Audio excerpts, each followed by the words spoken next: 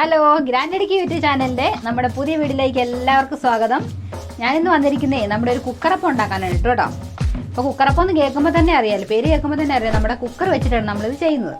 അതുകൊണ്ടൊരു കുട്ടി കുക്കറൊക്കെ ഞാനിവിടെ റെഡിയാക്കി വെച്ചിട്ടുണ്ട്. അതിൻ്റെ ഫിസിലൊന്ന് ഊരിയും വെച്ചു. ഇതിൻ്റെയാണ് നമ്മൾ ഇതിനകത്താണ് ഇത് ചെയ്യുന്നത്. അപ്പം നമ്മുടെ ഈ വീഡിയോ കാണുന്നവരെല്ലാം ഒന്ന് സബ്സ്ക്രൈബ് ചെയ്യാനും ലൈക്ക് ചെയ്യാനും ഷെയർ ചെയ്യാനും മറക്കരുത് കേട്ടോ. അപ്പം നമുക്ക് വീഡിയോയിലേക്ക് കിടക്കാം. അപ്പം അതിന് വേണ്ടിയിട്ട് ഞാൻ കുറച്ച് സാധനങ്ങൾ ഇവിടെ എടുത്ത് വെച്ചിട്ടുണ്ട്. നമ്മുടെ ഈ പച്ചരിയാണ് ഇതേ.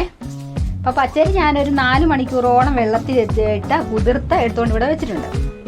അപ്പോൾ ഈ ഗ്ലാസ്സിന് 2 ഗ്ലാസ് പച്ചരിയാണ് ഞാനിവിടെ എടുത്തിരിക്കുന്നത്. അതുപോലെ തന്നെ ഈ ഗ്ലാസ്സിൽ തന്നെ ഞാൻ 1 ഗ്ലാസ് നമ്മുടെ ചോറാണ് ചേർത്ത് കൊടുക്കുന്നത്. അപ്പോൾ 2 ഗ്ലാസ് പച്ചരിക്ക് 1 ഗ്ലാസ് ചോറെന്ന കണക്കിന് ഞാനിവിടെ ചെയ്യാൻ പോകുന്നത്.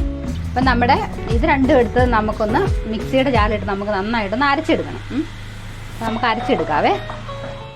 അരി നമുക്ക് മിക്സിയുടെ ജാറിലേക്ക് നമുക്ക് ഇട്ട് കൊടുക്കാം. ഒത്തിരി വെള്ളമൊന്നും ചേർത്തല്ല കേട്ടോ നമ്മളിത് അരച്ചെടുക്കുന്നത്.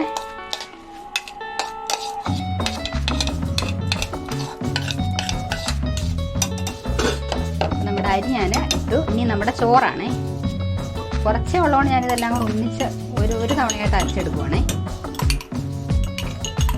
നമ്മൾ ഏത് ഗ്ലാസ്സിലാണോ അരി എടുക്കുന്നത് ആ ഗ്ലാസിൻ്റെ അളവ് തന്നെ നമ്മൾ ചോറും എടുത്താൽ മതിയാവുമേ. ഇനി നമ്മൾ ചെയ്യുന്നത് നമ്മുടെ ഏലക്കായും ജീരകവും, അത് നമുക്ക് ഒരു 1/4 ടീസ്പൂണ് ജീരകം ഞാനിവിടെ ചേർത്ത് കൊടുക്കണേ. അതുപോലെ തന്നെ ഒരു 1-2 ഏലക്ക കൂടെ നമുക്ക് ഇവിടെ ചേർത്ത് കൊടുക്കാം. പൊടിയുള്ളവർ പൊടി ചേർത്തോളൂ കേട്ടോ. ലേശം ഉപ്പും കൂടെ നമുക്ക് ചേർത്ത് കൊടുക്കാം.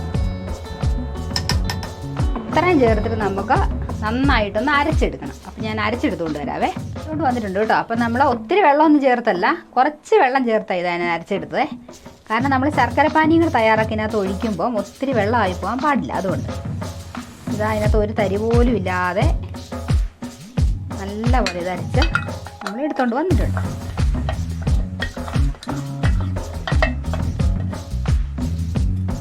കേട്ടോ, ഇത് ഈ പരുവത്തിലാണ് കേട്ടോ. ഇത് കണ്ടോ.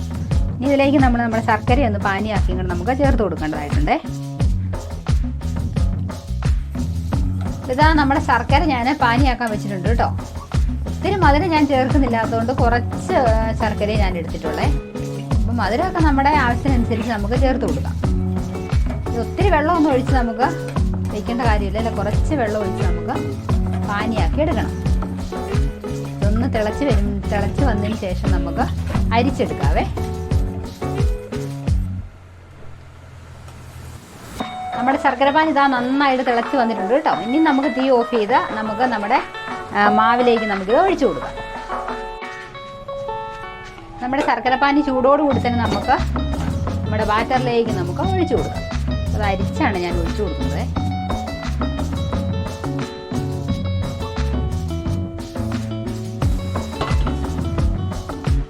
ഇതൊന്ന് നമുക്കൊന്ന് ഇളക്കി കൊടുക്കാം.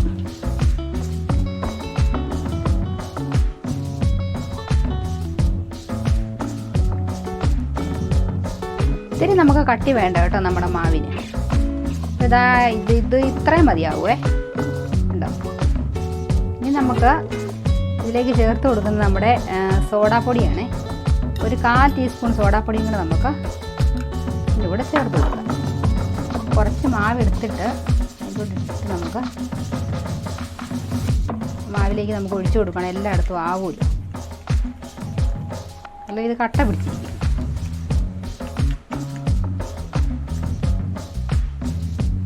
ഒന്നുകൂടെ നമുക്കൊന്ന് ഇളക്കിയെടുക്കാം. ഇനി നമുക്ക് നമ്മുടെ കുക്കർ അടുപ്പത്ത് വെച്ച് ബാക്കി കാര്യങ്ങൾ ചെയ്യാവേ.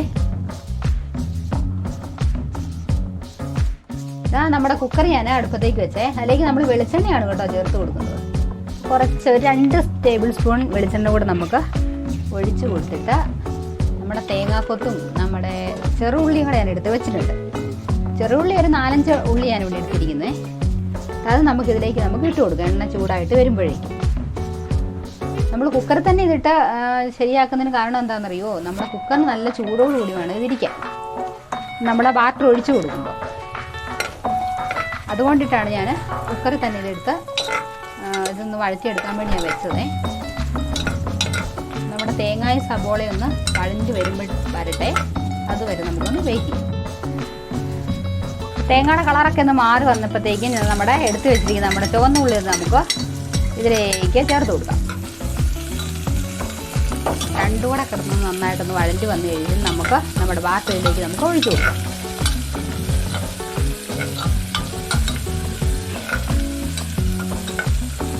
അപ്പോൾ ഇതാ നമ്മുടെ തേങ്ങാക്കൊത്തും ചുവന്നുള്ളിയൊക്കെ നന്നായിട്ട് എണ്ണ കിടന്ന് മൂത്ത് വന്നിട്ടുണ്ട് കേട്ടോ. ഇനി നമുക്ക് നമ്മുടെ ബാറ്റർ അതിലേക്ക് നമുക്ക് ഒന്ന് ഇളക്കിയിട്ട് നമുക്കങ്ങ് ഒഴിച്ചു കൊടുക്കാവേ.